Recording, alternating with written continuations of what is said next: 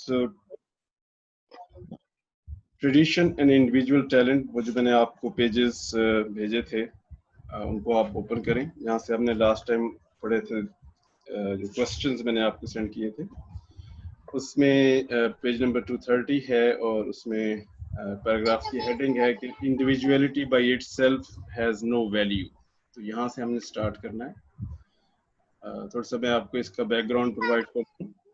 आप अपने mics mute कर लें सब। तो इसमें जो एलियट का जो पॉइंट ऑफ व्यू है वो है कि जो टाइटल ऑफ ऐसे है tradition and individual talent, right.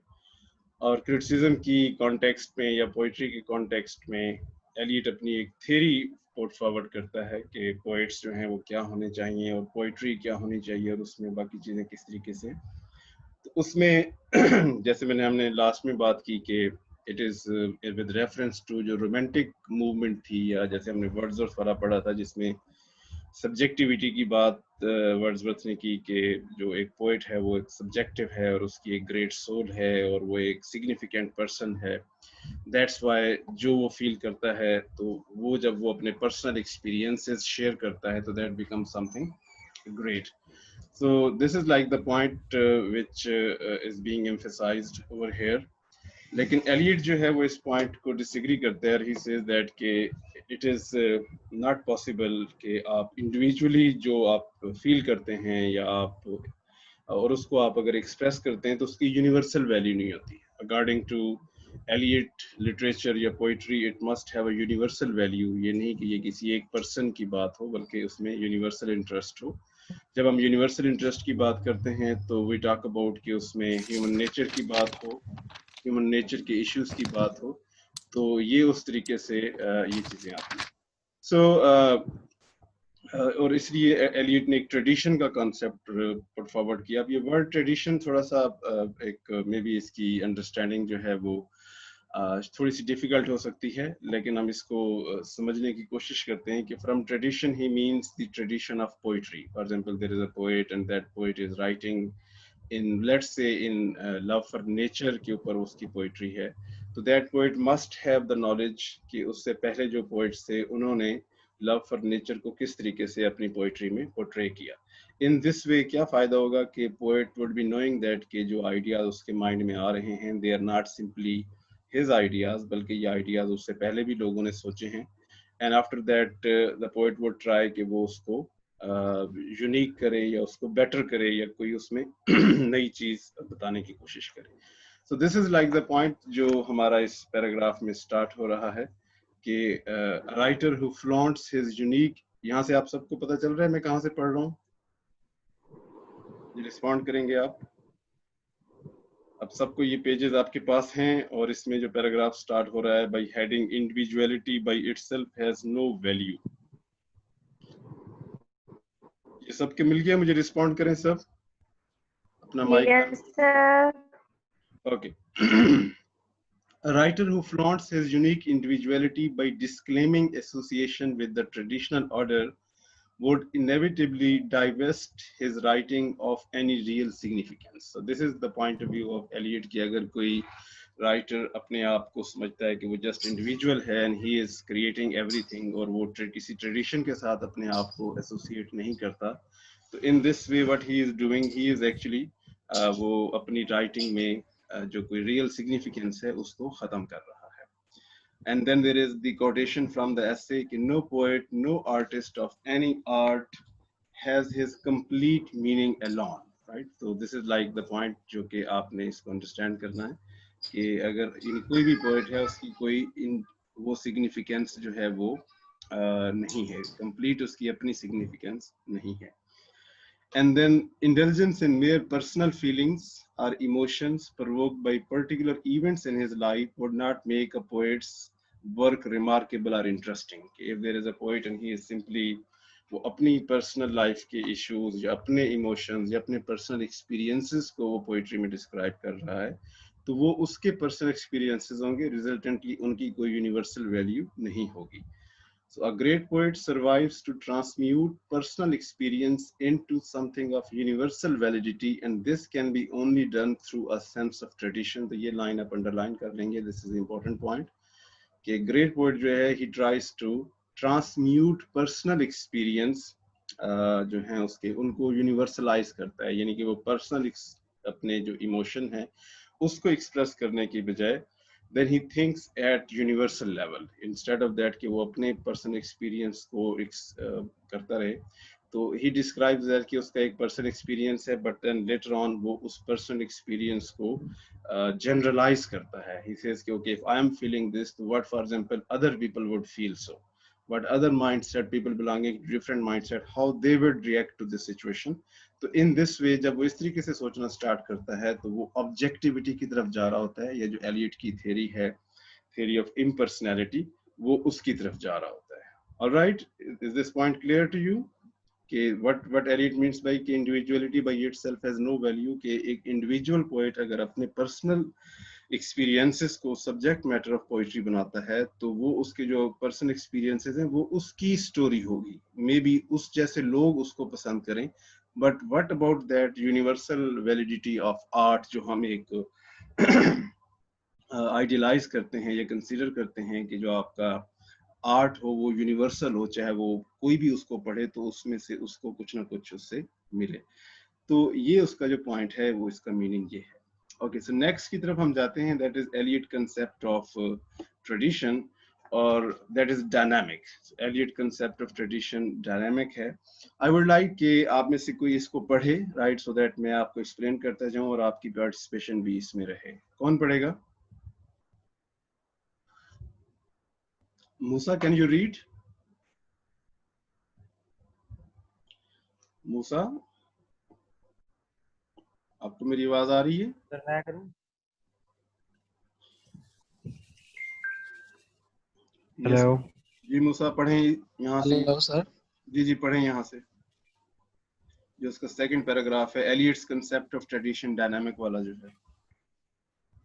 Ji sir, पढ़ने लगा हूँ।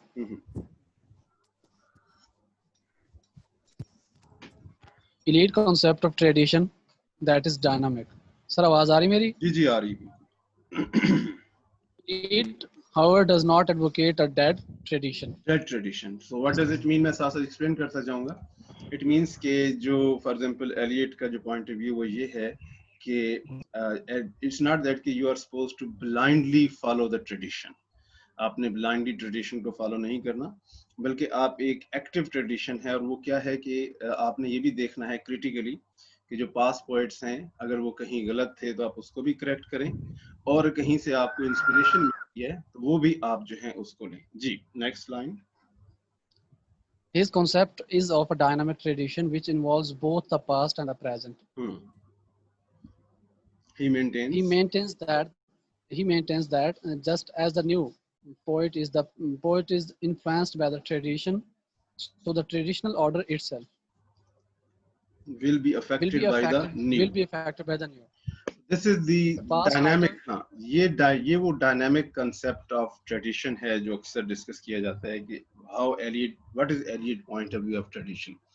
इट डज नॉट से कि आपने ट्रेडिशन को ब्लाइंडली फॉलो करना है। अगर इस तरीके का पॉइंट होगा तो फिर इसका मतलब ये है कि ट्रेडिशन जो है वो अल्टीमेट ट्रुथ है। अल्टीमेट ट्रुथ कुछ भी नहीं होता है, राइट।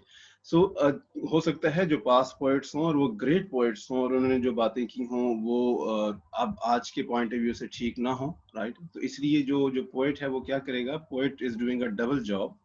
अगर उसके पास अपनी ट्रेडिशन का नॉलेज है तो वो उस ट्रेडिशन को भी करेक्ट करेगा, और कहीं से अगर वो गलत है तो वो ट्रेडिशन से अपने आप को ठीक भी करेगा। तो ये एक डबल किस्म का जिसे हम कहते हैं कि टू वे रिलेशनशिप है, not like it is a one way kind of relationship। Yes, the past writer help us in judging the new okay. Poets or artists will in turn help us to place the previous writer and artist, right। तो ये एक दोनों तरह से comparison होता जाएगा कि पुराने आर्टिस्ट ठीक थे। देखिए ना, फॉर इंस्टेंस हमने जब ये स्टार्ट किया था हमारा कोर्स तो हमने प्लेटो और अरिस्टोटल का डिस्कस किया था। अब प्लेटो ने अपने पॉइंट ऑफ व्यू दिए और अरिस्टोटल ने उन पॉइंट ऑफ व्यू को समझा और उनको चैलेंज किया। तो अगर फॉर एग्जांपल ब्लाइंडली ट्रेडिशन को फॉलो करने का होता तो अरिस्टोटल तो कभी भी प्लेटो को रिजेक्ट नहीं करता। After all Plato was his teacher, तो वो कभी भी उसको जो है वो रिजेक्ट नहीं करता या उसको चैलेंज नहीं करता। तो दिस इज लाइक दैट कि आप दोनों तरीके से चलते हैं, आप पास्ट से सीखते भी हैं, and if there is something wrong in the past तो आप उसको करेक्ट भी करते हैं। Yes, thus the past is altered by the present and the present is directed by the past. कितना खूबसूरत पॉइंट है कि thus the past is altered by the present and the present is directed by the past. It's like a mutual kind of understanding. Yes. The poet has to learn and know a great deal, but this knowledge is not to be the superficial, pedantry which kills sensibility.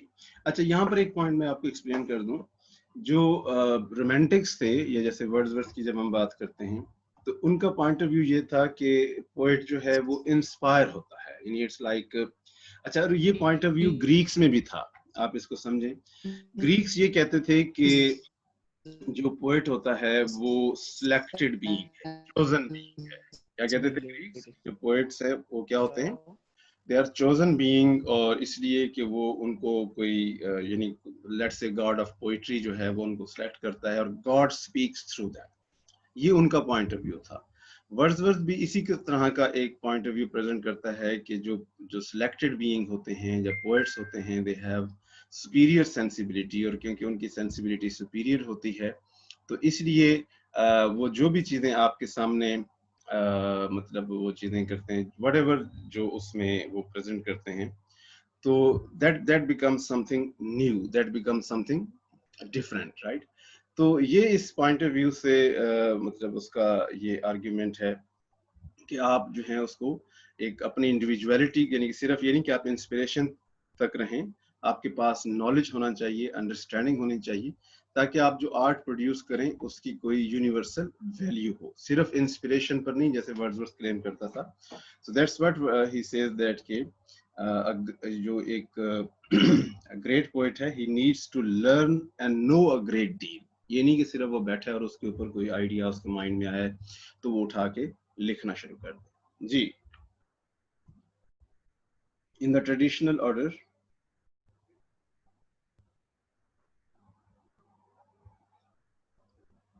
Yes बढ़ेंगे। अच्छा, disconnect हो गया, okay. मैं इसको पढ़ देता हूँ कि in the traditional order, which is not to be considered as the sum total of the great writers alone, even the secondary writers perform a useful function as indispensable links between the past and the present, as Eliot observes in the classics and the Man of Letters.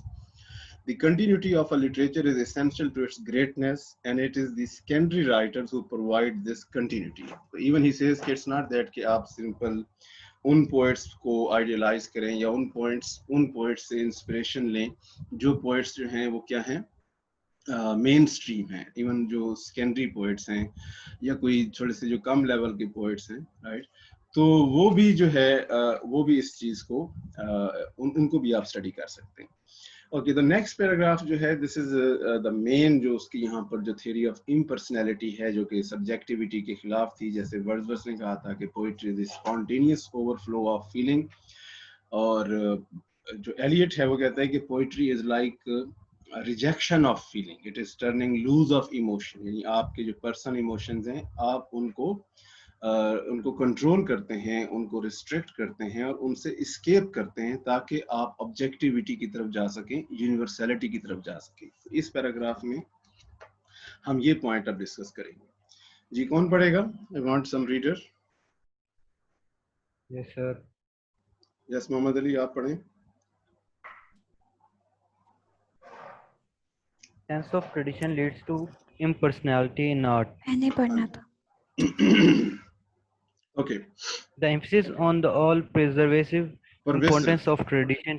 Pervasive importance of tradition leads to the underscoring of impersonality in art. In art, if for example, if you are understanding the importance of tradition और आप उसकी तरफ जा रहे हैं तो फिर आप impersonality की तरफ जा रहे होते हैं। जी। A writer deriving his bearings from the traditional heritage will obviously hesitate from indulging merely personal feelings or emotions, तो एक जो राइटर है वो जब वो ट्रेडिशनल हेरिटेज से अपना मटेरियल ले रहा है, अंडरस्टैंडिंग ले रहा है, तो रिजल्टली क्या होगा कि वो अपने जो पर्सनल उसके फीलिंग्स और इमोशंस हैं तो उनमें इंडल्ज नहीं होगा, राइट। जब उनमें इंडल्ज नहीं होगा तो ऑब्वियसली वो ऑटोमेटिकली वो न्यूट्रल होता जाएगा, ऑब्जेक्टिव होता जाएगा। The poet and the man, The poet and the man says elites are two different beings altogether. अब ये पॉइंट मुझे एक्सप्लेन करने दें, this is very interesting point. जो रोमांटिक्स का पॉइंट ऑफ व्यू है, जब वो सब्जेक्टिविटी की बात करते हैं तो वो एक आइडिया इस तरह से भी बनता है कि मे बी यानी जो पोएट है और जो मैन है, एलियट कहता है कि ये दो डिफरेंट चीजें हैं। यानी एक पोएट जो है वो एज ए मैन वो डिफरेंट बीइंग है और एज ए पोएट वो डिफरेंट बीइंग है, जबकि रोमांटिक्स जो हैं वो इन दोनों का कॉम्बिनेशन करते हैं। वो कहते हैं कि जो मैन है और जो पोएट खुद भी है तो वो एक ही बीइंग है। तो ये एक थोड़ा सा आपके लिए शायद डिफरेंट या कॉम्प्लिकेटेड आइडिया हो, but you got to understand this कि फॉर एग्जांपल एक जैसे आप एक पर्सन हैं, तो इस एक आप पर्सन है, फॉर एग्जांपल एक आप स्टूडेंट हैं, जैसे अब मोहम्मद अली है, तो मोहम्मद अली एक student of BS English 6th semester है। But then apart from being a student of BS English 6th semester, he is a person as well. उसकी अपनी एक पर्सनल लाइफ है, उसकी थिंकिंग है, राइट। अब ये दोनों चीजें जो हैं उसकी सेपरेट हैं। एक वो पर्सन है, उसमें वो उसके फैमिली है, उसके अपनी सारी चीजें हैं, and then he is a student.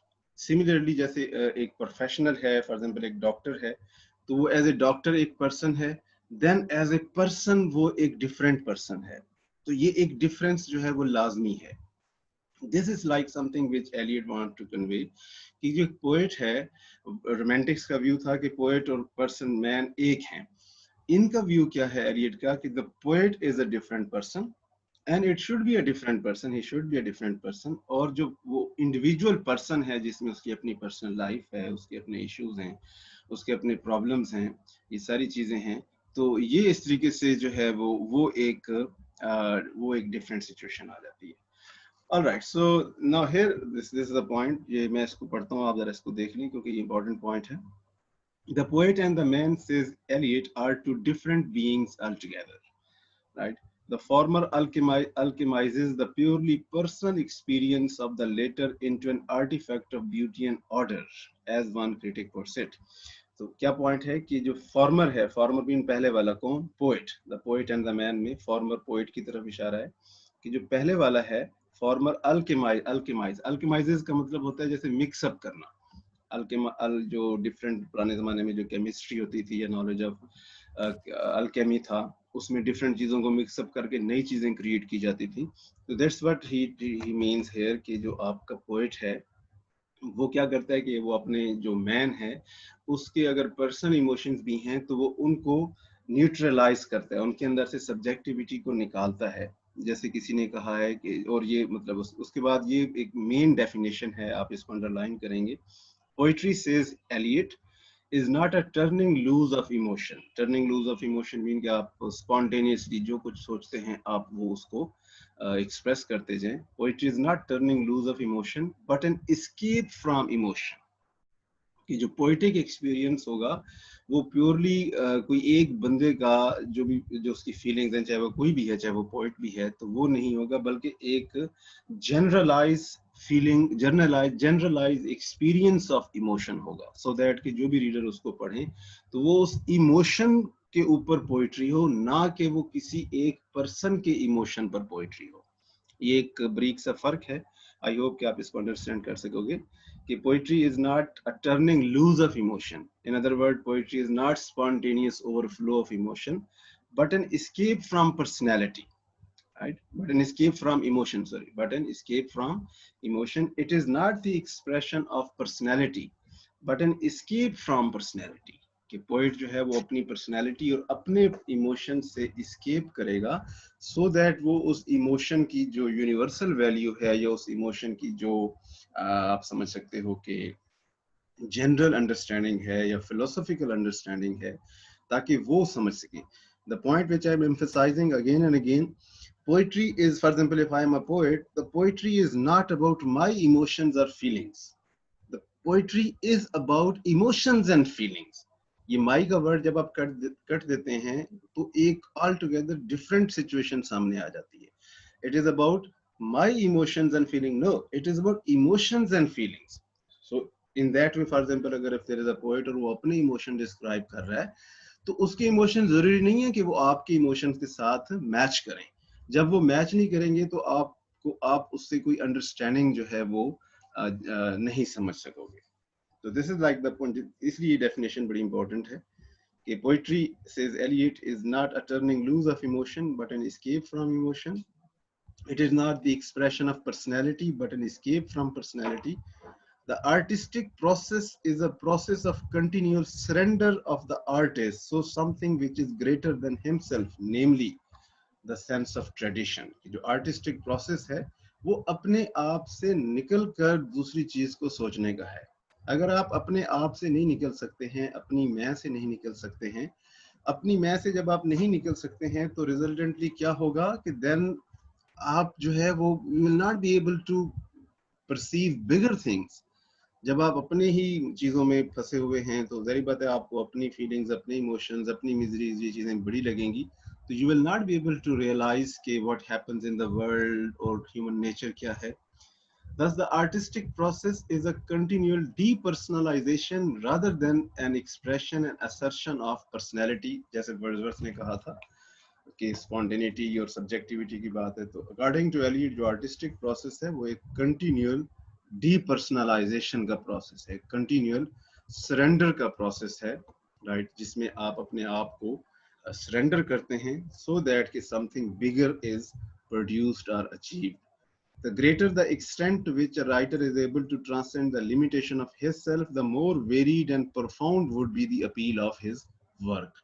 कि जितना राइटर अपने आप को निगेट कर सकेगा, और बड़े जो पोएट्स हैं वो यही करते हैं, उनकी अपनी चीजें नहीं होती. For example we have Shakespeare, we have John Keats, तो उनकी अपनी लाइफ के बारे में हमें कुछ नहीं पता. But on the other and अगर हम वर्ड्सवर्थ की बात करें तो उसका जो प्रेल्यूड एक वर्क है वो उसके अपने चाइल्डहुड एक्सपीरियंसेस को उसने पोएट्री में एक्सप्रेस किया है. And then a writer or artist will achieve a fuller existence by sharing of all personal eccentricities and oddities, which is what often goes by the name of individuality. And in this way जो writer की अपनी उसके eccentricity है, अपने उसकी कोई चीजें हैं, तो वो उनको खत्म कर देगा. And then ये भी बड़ा इंटरेस्टिंग पॉइंट है कि poetry is not to be made the respectable of new emotions. और न्यू का वर्ड देखें, ये अंडरलाइन किया हुआ है. इमोशन तो कोई नया नहीं होता ना, इमोशंस तो ऑलरेडी मौजूद हैं. वो जब से ह्यूमन बीइंग्स एग्जिस्ट कर रहे हैं वो इमोशंस मौजूद हैं. लव का इमोशंस है, हेट्रेड का इमोशन है, ह्यूमनिज्म, जो भी जितने भी टाइप ऑफ इमोशन है ये तो शुरू से मौजूद हैं. ऐसा नहीं होता है कि आप कोई नया इमोशन क्रिएट कर रहे होते हैं. आप क्या कर रहे होते हैं, यू आर एक्चुअली एक्सप्रेस, आप एक इमोशन का एक्सप्रेशन या उस इमोशन की एक न्यू अंडरस्टैंडिंग, या बल्कि exactly to say you are now as a poet, आप एक पोएट को न्यू, एक इमोशन को न्यू एक्सप्रेशन दे रहे होते हैं. This is what you are doing, right. तो जब आप ऐसा कर रहे होते हैं तो आपको यहीं तक फोकस रहना चाहिए, ना कि आप अपने इमोशन के एक्सप्रेशन को एक न्यू इमोशन बनाकर पेश करें. So ordinary emotions must be transmuted into poetry, and this can be done only through the historical perspective and contemplative consciousness of the poet. कि जब poet जो है वो historically चीज़ों को देखता है, tradition को देखता है, और अपनी subjectivity को ख़त्म करता है और intellectualize करता है जब उस emotion को, तो this becomes something great. The poet's mind is compared by Eliot to a catalyst. अब ये एक बड़ी interesting example है. He says that कि poet का जो mind है वो catalyst का है. अब कैटलिस्ट क्या होते हैं, अगर आप थोड़ी सी अपनी केमिस्ट्री की कोई क्लास याद करें तो उसमें एक जो फॉर एग्जांपल दो चीजों में कोई केमिकल रिएक्शन हो रहा है, राइट, तो स्पीड अप करने के लिए सर, स्पीड अप करने के लिए the job of the poet is to speed up जो भी वो प्रोसेस उसके माइंड में हो रहा है. ये नहीं है कि वो उसका काम ये है कि वो उसको मजीद जो है वो मतलब अपनी पर्सनैलिटी उसमें शामिल करे, नहीं. एक्सपीरियंस आते हैं, वो इमोशंस आते हैं, वो इमोशंस पोएट के अंदर से गुजरते हैं, जनरलाइज हो जाते हैं. यानी पोएट इज लाइक वो एक ऐसी चीज है जिसके अंदर से जो पर्सनल इमोशंस हैं वो जनरलाइज होके बाहर निकलते हैं और it become something new and big. The mind of the poet may partly or exclusively operate upon the experience of the man himself, but the more perfect the artist, the more completely separate in him will be the man who suffers and the mind which creates. The more perfectly will the mind digest and transmute the passions which are in material. तो ये एक यहाँ पर एक important point है, मैं इसको explain कर दूँ. वो ये है कि obviously आपके माइंड में ये क्वेश्चन होगा जब हमने वो मैन और पोएट की बात की कि how is it possible to segregate और डिफरेंशिएट या उसको हम अलहदा कर सकें मैन को और पोएट को. So Eliot says yes, it is obviously not possible. How it become possible? Tradition एक view है, and then gradually जब वो ज़्यादा उसमें उसको experience होगा, तो वो बेहतर तरीके से अपने आप को उसमें से हटा सकेगा. तो then that's why he says कि जितना better poet होगा, तो the man who suffers and the man who creates, इसमें एक फर्क आ जाएगा, वो अपने आप को पीछे रख सकेगा. तो इवन अगर उसके पर्सनल इमोशंस भी हैं तो वो personal experiences would be something of greater value. Alright, I think it's enough for today. और ये एक पॉइंट रह गया है, इसको फिर हम कल डिस्कस करेंगे. तो अभी तक आपको कोई कंफ्यूजन हो तो आप मुझसे डिस्कस कर सकते हैं. We have some minutes left. Yes, we are open to discussion. If you want to ask any question.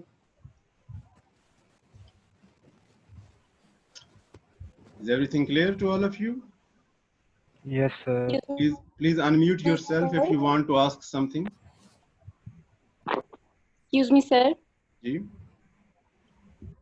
Sir आपने कहा कि जब पोएट लिखता है पोइट्री तो वो उसकी अपनी फीलिंग्स नहीं होती, वो होती हैं कि दूसरों की फीलिंग्स और इमोशंस. लेकिन हमने तो आज तक यही सुना है. दूसरों के फीलिंग्स और इमोशन नहीं, दूसरों के फीलिंग्स और इमोशन नहीं. पोएट खुद फील करता है, वो एक उसका पर्सनल एक्सपीरियंस होता है, लेकिन जब वो उसको लिखता है तो it should be only about emotion and feeling, दूसरों की नहीं. ये बड़ा अहम पॉइंट है. दैट्स व्हाट आई सेड कि ये बड़ी बारीक सी बात है कि अपनी चीजें लिखना और फिर आपके फॉर एग्जांपल अपने एक्सपीरियंसेस को अपने आप को उनमें से निकाल कर जनरलाइज करके लिखना. Poetry is not according to this concept जिसको हम स्टडी कर रहे हैं. ऑब्वियसली ये थ्योरीज हैं, कॉन्सेप्ट्स हैं. एलियट का पॉइंट ऑफ व्यू ये है कि poetry is not expression of my feelings, poetry is expression of feelings and emotions.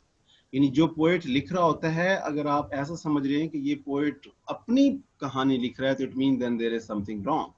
अगर पोएट लिख रहा है कि for example any human being in this particular situation will feel so, then it mean it is something of worth. Is it clear? Yes sir. Okay, thank you. okay, you're welcome. Yes, anyone else you want to ask something? Okay, then we are our time is ending now, right? So let's say goodbye. Yes, you want to ask anything? ये जिन्होंने hand raise किया हुआ है, ये कौन है? उरो मलिक की क्या मसला है, आपको बताएं.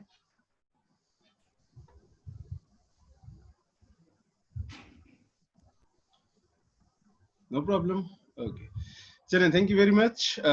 बाकी अगर आपको ये हम रिकॉर्डिंग आपको भेज देंगे, तो if you have any question तो कल हम इसको फिर डिस्कस करते हैं. ऑलराइट? Okay sir. ओके, अल्लाह हाफिज.